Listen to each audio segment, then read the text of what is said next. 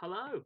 So you've had 2 weeks of Liz sharing some thoughts on the Bible, connected to our Sunday celebrations and Sunday services. This week I'm back as Liz spoke on Sunday, and Liz spoke on Sunday with this idea of stepping out, this idea of being a kingdom bringer, this idea of being responders and people who bring the revolution of God.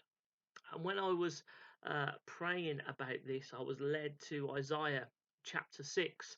So if you haven't read Isaiah chapter 6 now, why don't you hit pause and go ahead and have a read of Isaiah chapter 6. But if you've already read it, or you've just read it, brilliant. These are just some of my thoughts, some of the things that really stood out to me from reading Isaiah chapter 6. It's a chapter where we read of Isaiah's commitment to step out for God and Isaiah's commitment to be a kingdom bringer wherever he goes. How do you feel when you hear the words step out? How do you feel about the phrase be a kingdom bringer? I think for me, the idea of just the words be a kingdom bringer sounds maybe less scary than step out for some people, but in reality, both are the same. To be a kingdom bringer wherever you are is to be a person who steps out in God, with God, and for God. That's what being a kingdom bringer is. Isaiah 6 recalls the moment when Isaiah calls out to God, "Here am I, send me." Something that's often quoted in churches across the world, especially when it's the call for missionaries or the call for help or the call to do something for God. It's often quoted as pray this prayer. It's a bold prayer. It's a courageous prayer. But I believe it's a prayer that's not just specific for people who are missionaries. I believe this is a prayer that all Christians should be praying. As I say, when it comes to sending out missionaries or talking about missionary work in other countries, we hear this phrase of "Here am I, send me." And who wants to take up the call? Who wants to say that? But the truth is, we're all called on the mission of God, all of us. We may not be called out to the distant countries of Asia and Australasia and Africa, but we are called, all of us, to be on the mission of God, wherever we are. Now, where is that? Could be your street. It could be your workplace. It could be your family. It could be your friends. It could be your immediate community. We are called to life on mission for God wherever we are. And for some, it is far away in other communities and other countries. But for some of us, it's right here where we are. We need to start being a people that sees our doorstep as a mission field, our workplace as a mission field as well, because we are all called to those places. We, like Isaiah, can say, "Here am I, send me." But in fact, when we say send me, the place we're being sent to is simply our street. Are we ready to see our doorstep and our street as our mission field? The first thing Isaiah sees and experiences in Isaiah chapter 6 is worship. The presence of God should always inspire worship. Should. How do you come before God? What's your response to God when you are in his presence? I think sometimes we can be so eager to come into God's presence, we either just rush into telling God what we want, or we rush into God, speak to me, tell me something, where actually we forget that the presence of God should always lead us and inspire us in worship. He is mighty. He is majesty. He is the King of kings and he is the Lord of lords. He's the creator of all things, the beginning and the end. And when I say the creator of all things, that includes you. When we are in his presence and when we come before God, are we prepared to hold fire on our stuff to simply worship him? Because we should be. And then as a response to this worship, and being in the presence of God in Isaiah chapter 6, what's Isaiah's response? When he realizes he is in the presence of God, he realizes what a sinner he is. He realizes just how unclean he is.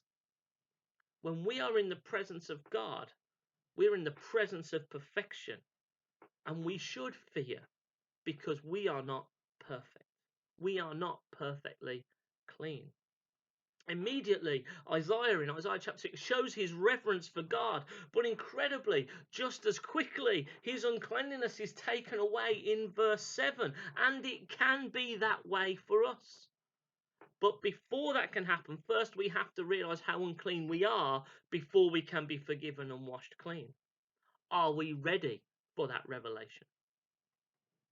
Then we hear Isaiah mutter the famous words, "Here am I, send me."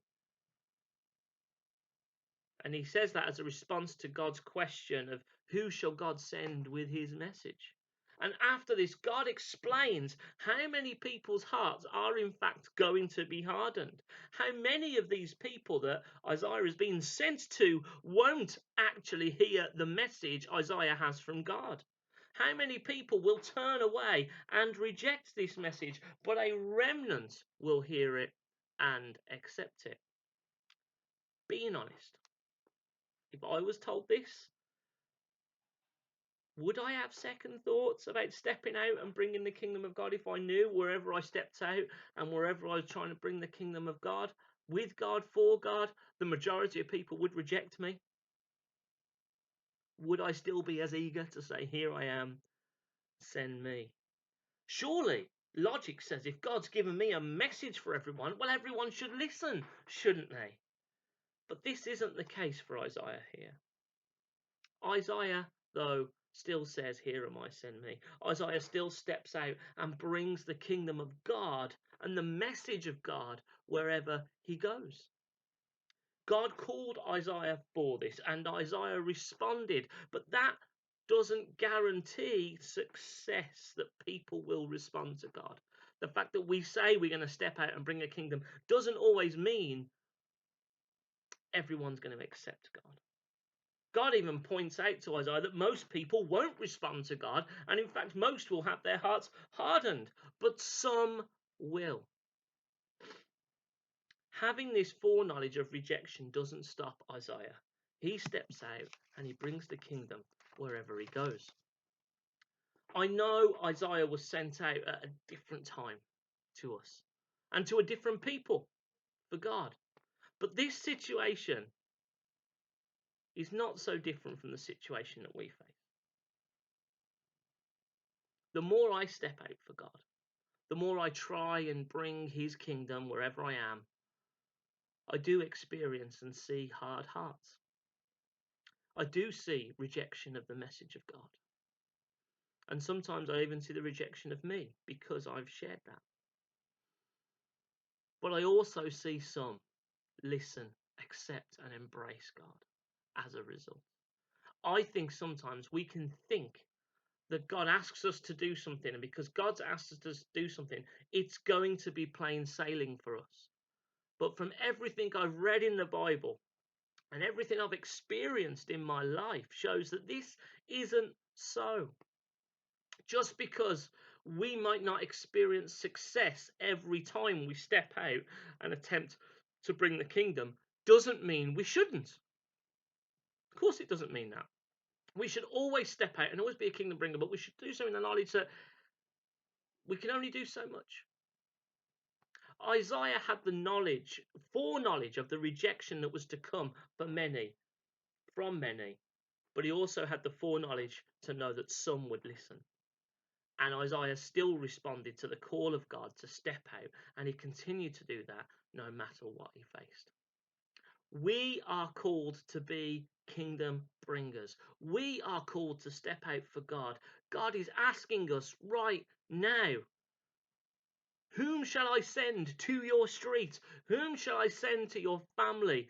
Whom shall I send to your community? Whom shall I send to your co-workers? Will you respond like Isaiah? Here am I, send me. It won't guarantee success with everyone, but those seeds will be planted for all, and they will take root in some. If we won't step out and plant the kingdom seeds for the kingdom of God, who will? Look after yourselves, look after each other, and I'll speak to you soon.